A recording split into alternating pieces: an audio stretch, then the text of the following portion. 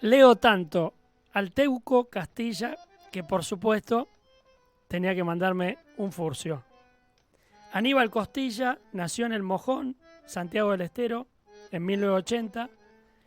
Es poeta, narrador y docente. Ha publicado Mojonerías en el 2008, Historia del Vacío en el 2009, El Árbol de los Pájaros Secos en el 2011, Los Días Solitarios en el 2016, De este lado del río en el 2018, Memoria del Canto, colección Dos Poemas con Editorial Arroyo, Dejarse Llevar, Esto Parece Eterno, que es su último libro, editado por Caleta Olivia. Fue incorporado a la antología de poetas santiagueños de Alfonso Nasif en el 2013 y forma parte de una movida poética circular santiagueña que me parece sumamente interesante meter un poquito la mano ahí por debajo de la pintura sobre esa pared. Ya lo tenemos del otro lado de la línea al querido Aníbal, así que bienvenido, Aníbal, ¿cómo estamos? Hola Pablo, querido, ¿cómo estás vos? Bien, ¿y Muchas vos? gracias por la invitación. No, perdón porque no sé si me escuchaste en el primer bloque, dije Castilla, porque vengo leyendo al Teuco, mis amigos me gastan, porque lo tengo al Teuco un poco como un padre soberano. Eh, bueno, ¿cómo estás? ¿Cómo te agarramos en este momento del día? Todo muy bien, por suerte, pero te confieso algo que la verdad que no me ofende que me digas y que me confundas con el Teuco Castilla, ¿no? Porque la verdad que para mí es uno de los grandes maestros actuales de la poesía y a quien le tengo un gran respeto y una gran admiración. Y junto a otros amigos de aquí de Santiago del Estero tenemos un grupo que se llama Poesía Circular Uh-huh. y básicamente es el maestro compartido por nosotros y a quien leemos siempre, ¿no? Así que la verdad que el Teuco Castilla para nosotros es algo fundamental en nuestra vida y nuestra poesía. Aníbal, en un rato estás dando clases, ¿no? ¿Tenés una actividad docente intensa? Así es, en un ratito nomás estoy partiendo a mi trabajo en el profesorado de formación docente de esta ciudad, Nueva Esperanza, en el norte de Santiago del Estero, en el departamento Pellegrini. Uh-huh. Eh, ¿Cómo nace la poesía en Aníbal Costilla? ¿Cómo arranca? ¿De niño? ¿Dónde empieza?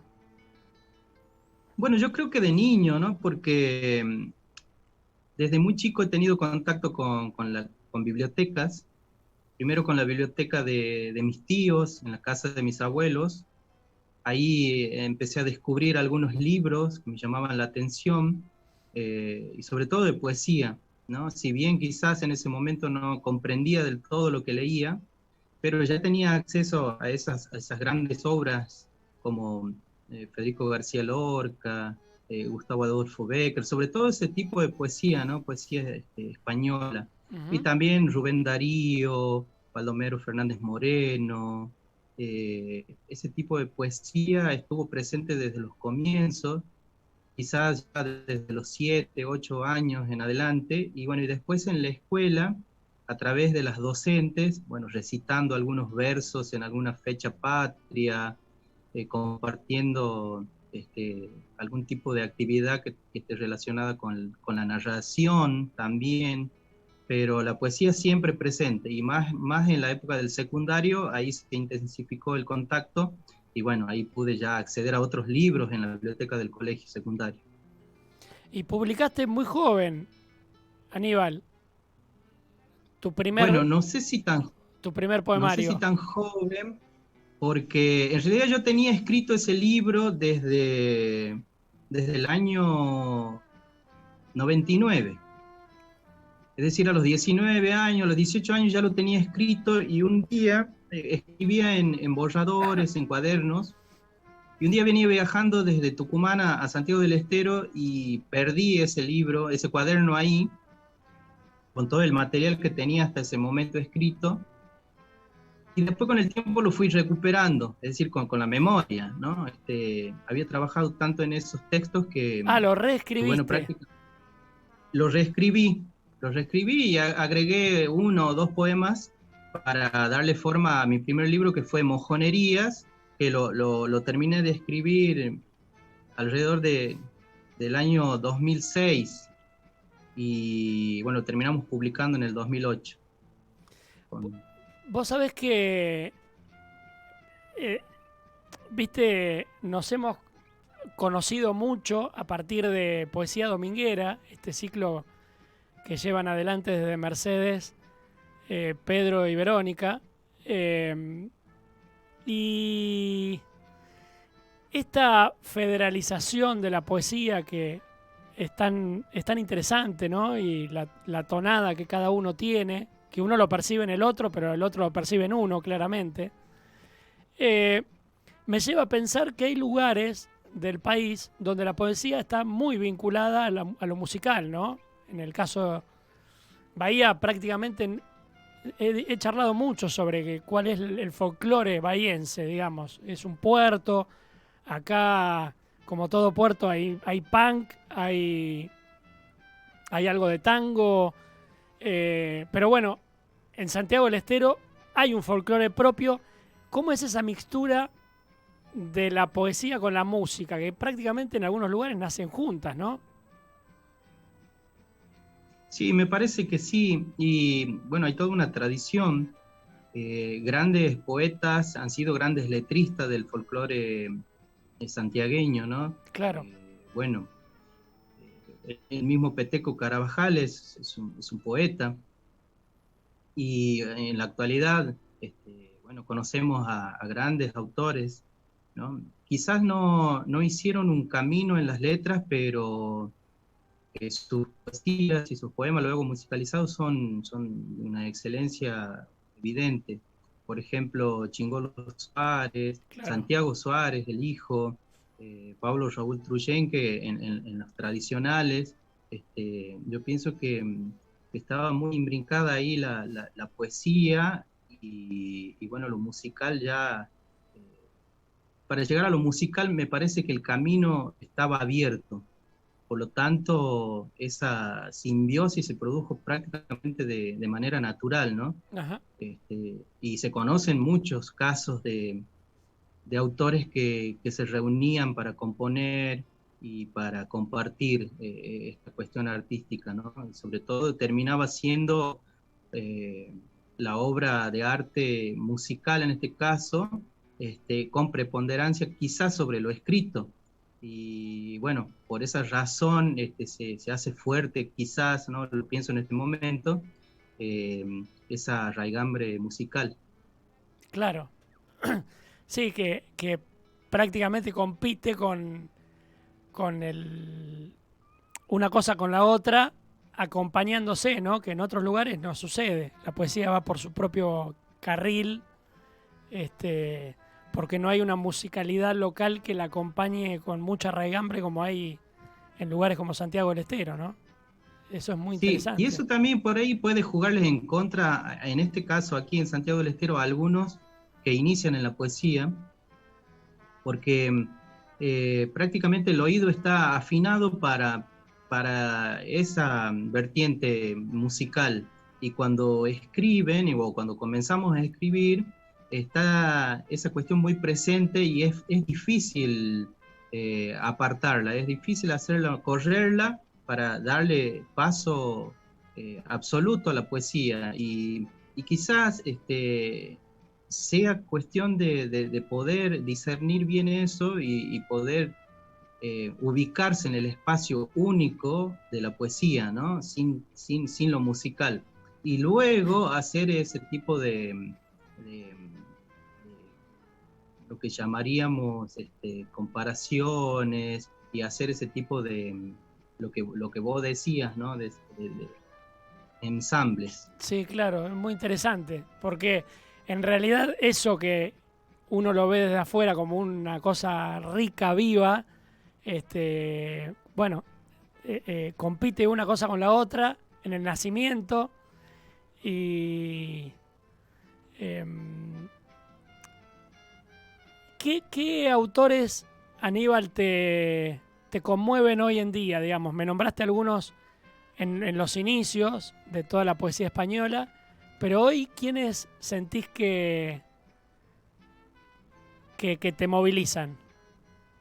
Bueno, antes de responder tu pregunta, me gustaría preguntarte si se resolvió la cuestión, porque me pedían que gire el teléfono, pero no sabía cómo hacerlo. No sé si Ah, se no, está... no te preocupes que está perfecto.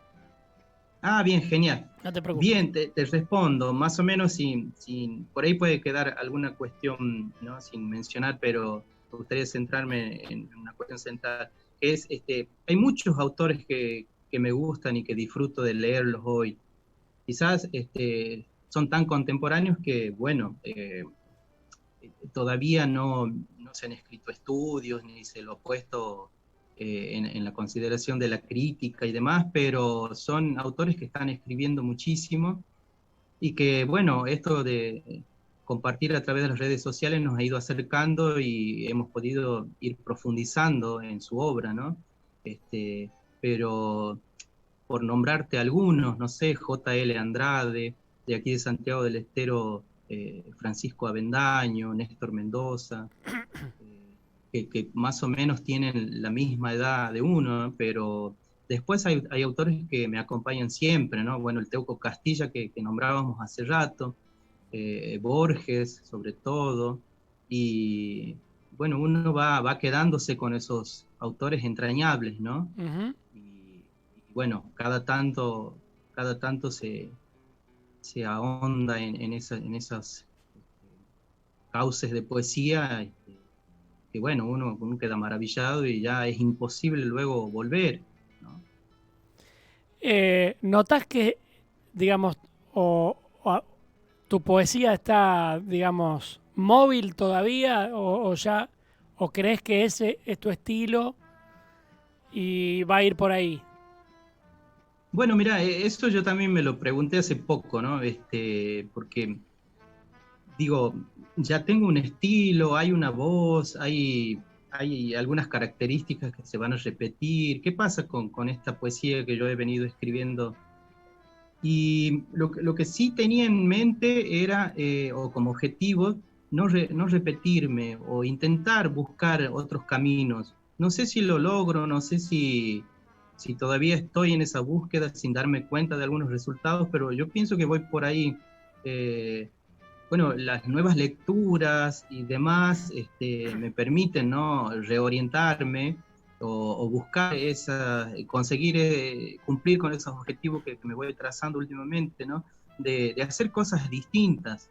Eh, pero bueno, uno tiene la certeza de que siempre va a escribir sobre las cuestiones importantes, ¿no? Porque escribir sobre cuestiones banales me parece que es una pérdida de tiempo. Seguramente Borges se ha dicho que ya todo está escrito y que, bueno, uno intenta dignificarse a través del hallazgo de alguna mínima línea que justifique todo lo que intenta hacer o lo que ha hecho. Pero, bueno, yo creo que en ese camino estoy, ¿no? Buscar cuestiones nuevas que me impulsen a escribir diferente. Bueno, es un deseo, no sé si en algún momento se podrá concretar eso. Es interesante, Aníbal, porque todos y todas buscamos una voz eh, y cuando la encontrás, que vos claramente la tenés, digamos, yo eso lo advierto, eh, viene el momento de la ruptura, ¿no? Que bueno, es muy interesante en la vida del artista. Bueno, claro, pero yo pienso que tiene que suceder eso todo el tiempo, ¿no? Para salir un poco de esa comodidad en la que a veces nos estancamos, creo que es necesario. Me parece que esos toques, que seguramente son motivados bueno, por necesidades artísticas, nos alienten a hacer otro tipo de cuestiones, ¿no? Otras búsquedas, otros caminos, y no permanecer en esa comodidad en la que nos encontramos a veces cuando creemos que las cosas ya están terminadas, ¿no? Porque sabemos que nunca vamos a terminar, inclusive ni un poema, siempre podemos reescribirlo y podemos hacer otra cosa, incluso podemos destruirlo. Claro, nada está cerrado, No, no, para nada. para nada. Y bueno, eso es un desafío, ¿no? Poder seguir a partir de haber alcanzado el risco, es decir, bueno, ¿y ahora cómo salimos de aquí? ¿Y hacia dónde vamos? Me parece que son preguntas necesarias, ¿no? Al menos yo me las hago, intento verlas. Y eso, Aníbal, en tu caso, ¿no? ¿Lo intentás en el modo de escribir, en la manera o en los temarios, que te metes en lugares donde no te habías metido? Me parece que en los modos, ¿no? Porque yo creo que no escribí cosas diferentes. Eh, como decían los poetas españoles, ¿no? Uno termina escribiendo sobre la vida, la muerte, la belleza. Ujú. Yo pienso que los grandes temas siempre están presentes. Eh, digamos que yo he ido viendo que los modos de decir las cosas y los modos de preguntar y de intentar la respuesta ha ido cambiando. Y en ese sentido creo que se ha producido mi crecimiento. Yo lo noto así. Voy a decir que en un acto ególatra, ¿no? Crecimiento. Pero yo creo que he recorrido un camino y que algo he aprendido. Sí, claramente. Te hago esta pregunta porque así lo percibo, ¿no? Este, nombraste a Francisco Avendaño, yo no lo conocía, lo escuché un domingo leer su propia poesía, me pareció tremendo poeta, tremendo poeta. Eh, y vos sabés que nosotros en Bahía tenemos un poeta a quien amamos, que se llama Mario Ortiz. Eh, Ujú. Mario sacó un libro hace muy poquito eh, y en el libro lo primero que habla en el prólogo es él es docente universitario y hizo un viaje a Santiago del Estero en auto, ¿no? Ujú.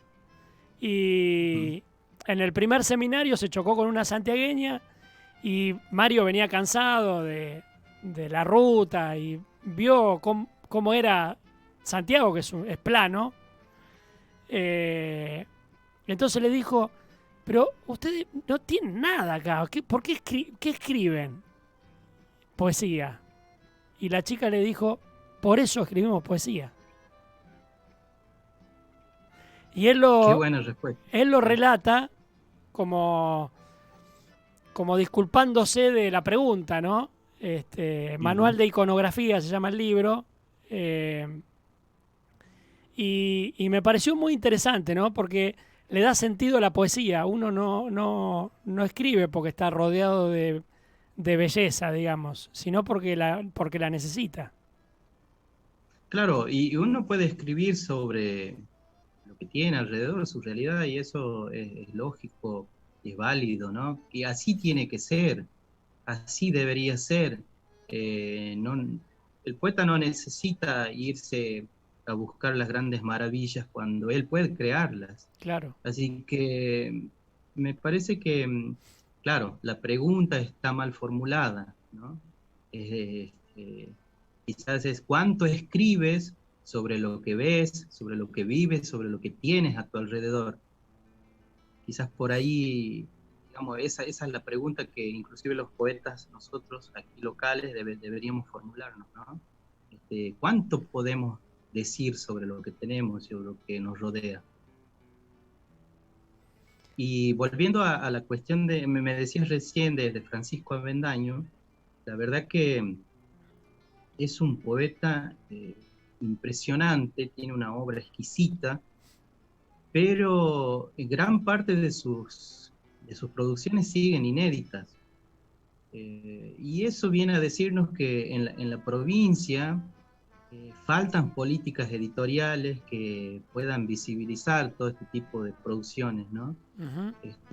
Quizás no todos tienen las posibilidades, los contactos para editar, para publicar, para difundir su obra. Y bueno, Francisco, me parece que una vez que lo descubran y una vez que lo publiquen, va a ser un gran camino, porque no solamente es poeta, también es narrador, también es locutor, también es músico, también profundiza en muchísimas temáticas relacionadas con lo artístico musical. Tiene un conjunto de tango. La verdad que es un artífice cultural en la región y bueno, merece un reconocimiento oficial y merece un reconocimiento de la gente también, porque la verdad que es un hacedor. Sí, claramente, es un poetazo. Sí, Aníbal, sí, sí. bueno, hemos transitado, como siempre, son charlas de café que las conversaciones van y vienen. Lo importante es conversar, mucho más un jueves Sí, a la tardecita. para mí es un honor, es un lujo que me estoy dando. Una porque te he escuchado leer, también te he leído, así que compartir este momento hablando sobre literatura, sobre poesía y dando mínimamente una idea sobre lo que uno piensa, para mí es una gran satisfacción. Te agradezco muchísimo la invitación y la posibilidad. Bueno, Aníbal, nos estaremos comunicando seguramente. Así será. Te mando, Muchísimas gracias. te mando un abrazo grande. Un abrazo grande y seguimos en contacto. Ahí está. El poeta Aníbal Costilla. Bueno, está buenísimo que, que podamos meternos en casas donde la poesía inunda, ¿no? El lugar, la vivienda, el patio. Y yo por Santiago del Estero tengo un amor incondicional porque en Buenos Aires viví con un santiagueño, Adán Salomón, que no creo que esté escuchando, pero eh, hizo, hizo que Santiago estuviera en un lugar muy profundo de mi corazón.